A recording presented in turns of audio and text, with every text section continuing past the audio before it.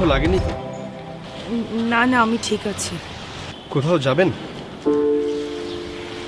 আমি একজন লয়ারের কাছে যাচ্ছিলাম, কিন্তু আপনি যদি কিছু মনে না করেন তাহলে আমি আপনাকে পৌঁছে দিই, প্লিজ। প্লিজ আসুন প্লিজ।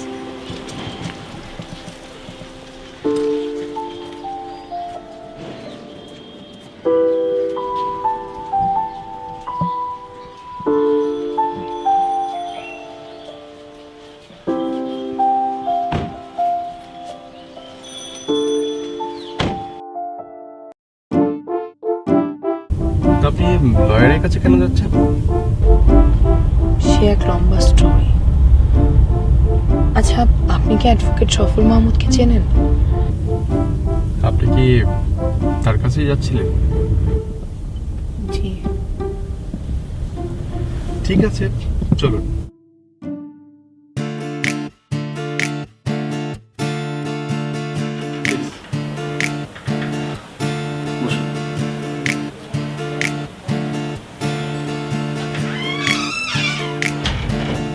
বসুন না।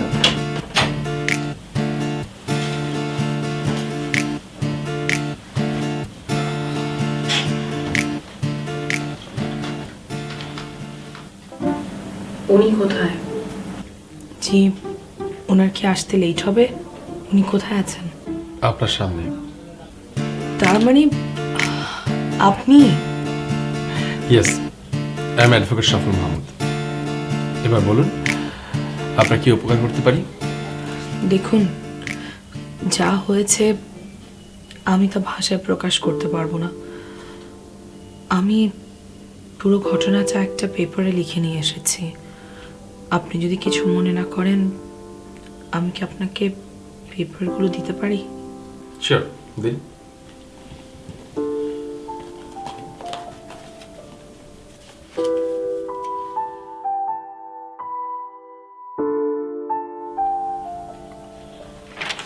মাকে জামিন করাতে চান?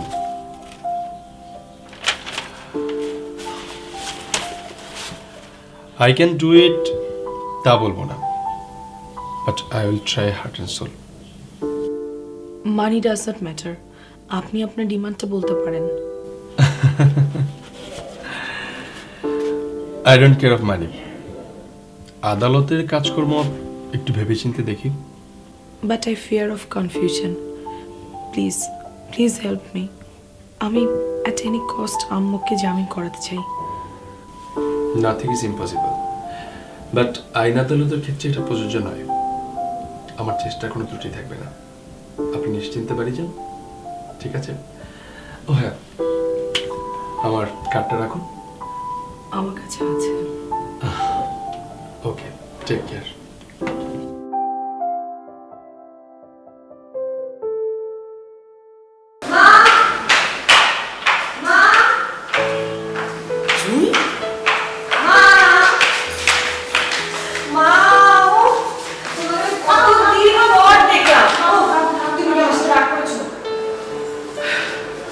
মা বড় রাগ করেছো? নো মাই ডিয়ার, রাগ করিনি। আয় বস।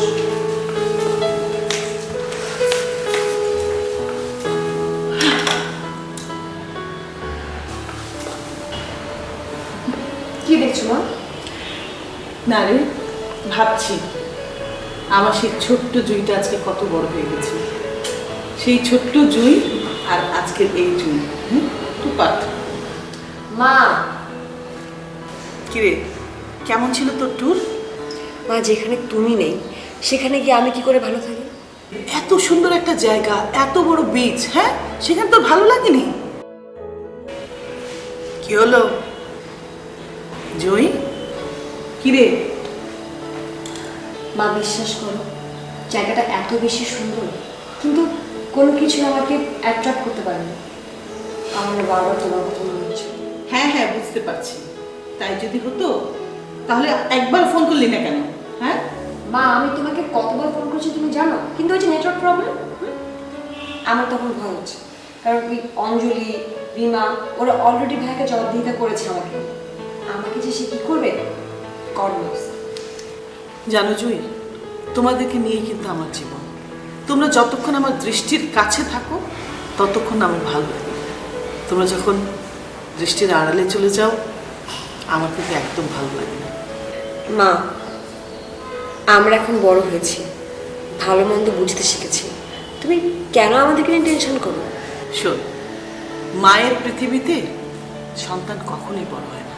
আর যারা এটা ভাবে তারা ভুল ভাবে, তারা আসলে অনেক বোকা। সরি মা, আসলে মাঝে মাঝে মাথার মধ্যে এমন সব চিন্তা ভাবনা চলে আসে না, তখন জানা জিনিসটা ভুল করে ফেলি। আবার এত এক্সপ্লেনেশন লাগবে না, যাও তাড়াতাড়ি ফ্রেশ হয়ে নাও। আসছেন?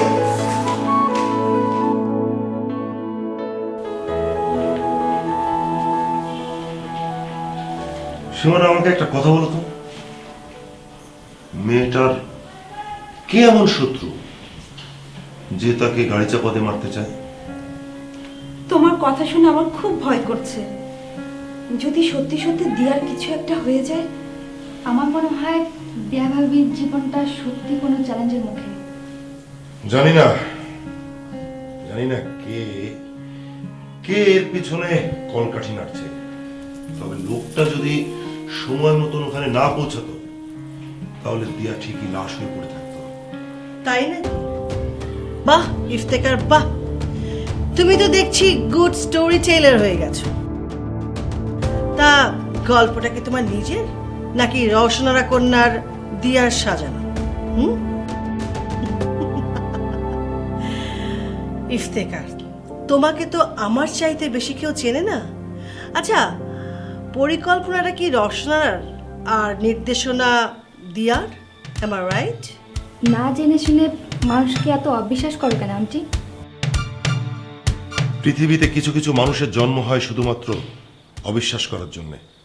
তারা এতটাই অন্ধ হয়ে যায় যে কোনো সময় আপনজনকেও দূরে সরিয়ে দিতে এতটুকু সংকোচ করে না। ইফতেখার, দিয়া রওশনার মেয়ে, আর রওশনারা এক মহিষী নারীর জ্বলন্ত উদাহরণ। 30 বছর ধরে আমি রওশনারাকে চিনি, আর তার মেয়ে দিয়ার জন্য তুমি আমাকে অবিশ্বাসী আখ্যা দিলে। আর ওই পুচকে মেয়েটা, ও আমাকে বলে আমি নাকি মানুষকে অবিশ্বাস করি। কত বড় স্পর্ধা! আমি ওকে খাইয়ে পড়িয়ে মানুষ করেছি। ছি! যে দুর্ঘটনার চাক্ষুষ সাক্ষী আমি নিজে, সেটাকে আপনি মিথ্যে বলে উড়িয়ে দিলেন। আমাকে বলছেন মিথ্যেবাদী, তার মানে আমি মিথ্যে কথা বলছি। ছোটবেলা থেকে আপনি আমাকে সত্যবাদী বলে ডাকতেন, তাই না ভাবি? সেই আমি আপনাকে মিথ্যে কথা বলবো? ভাবি, আপনি তো আমার গুরুজন। ভাবি ওকে ভুল বুঝবেন না প্লিজ।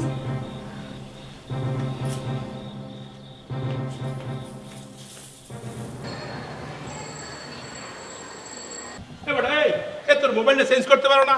হ্যাঁ, কথা বুঝছে হইন্য কোষ বেটা, আমার মোবাইলে ডিস্টার্ব না। তোর মোবাইলে ফোন করলেই মনে হয় কি যে একটা ওই হারমোনিয়াম বাজতেছে গগা করিয়া। হ্যাঁ, এই সাথে আইসি অনক কি হয়েছে অনেক ক্লিয়ার শোনা যায়। এই না না, কষ্ট রাখ ফোন রাখ, ফোন কাট। এই একটা ঝামেলা আছে, পরে ফোন দিতেছি, ব্যায়াম করতে আছে ভালোই সাথে পাইছি, কিন্তু উল্টা দিকে ফিটে ব্যায়াম করতে আছে। দৃষ্টি আকর্ষণ করে কিভাবে পাইছি? ব্যায়াম করতে হবে।